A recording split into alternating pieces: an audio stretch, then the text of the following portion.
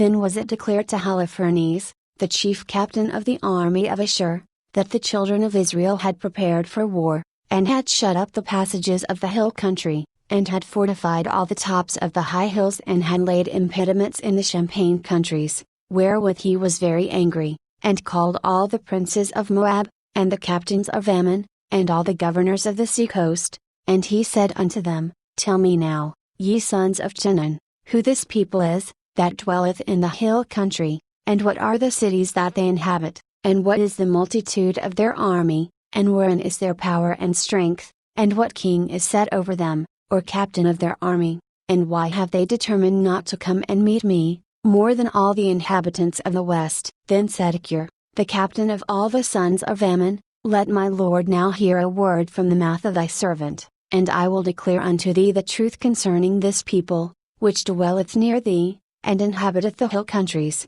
and there shall no lie come out of the mouth of thy servant. This people are descended of the Chaldeans, and they sojourned heretofore in Mesopotamia, because they would not follow the gods of their fathers, which were in the land of Chaldea. For they left the way of their ancestors, and worshipped the God of heaven, the God whom they knew, so they cast them out from the face of their gods, and they fled into Mesopotamia, and sojourned there many days. Then their God commanded them to depart from the place where they sojourned, and to go into the land of Canaan, where they dwelt, and were increased with gold and silver, and with very much cattle. But when a famine covered all the land of Canaan, they went down into Egypt, and sojourned there, while they were nourished, and became there a great multitude, so that one could not number their nation. Therefore the king of Egypt rose up against them, and dealt subtilly with them, and brought them low with laboring in brick, and made them slaves. Then they cried unto their God, and he smote all the land of Egypt with incurable plagues,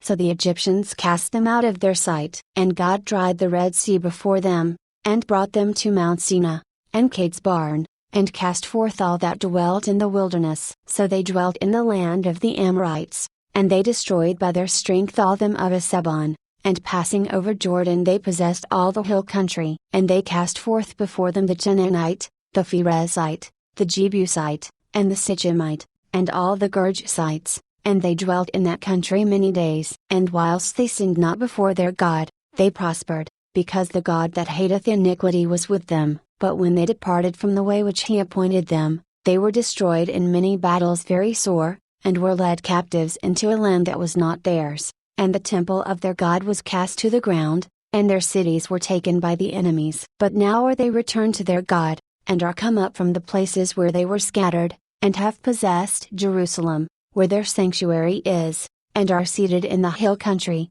for it was desolate. Now therefore, my Lord and Governor, if there be any error against this people, and they sin against their God, let us consider that this shall be their ruin, and let us go up, and we shall overcome them. But if there be no iniquity in their nation, let my Lord now pass by, lest their Lord defend them, and their God before them, and we become a reproach before all the world. And when Achor had finished these sayings, all the people standing round about the tent murmured, and the chief men of Holofernes, and all that dwelt by the seaside, and in Moab, spake that he should kill him. For, say they, we will not be afraid of the face of the children of Israel, for, lo, it is a people that have no strength nor power for a strong battle. Now therefore, Lord Holofernes, we will go up, and they shall be a prey to be devoured of all thine army.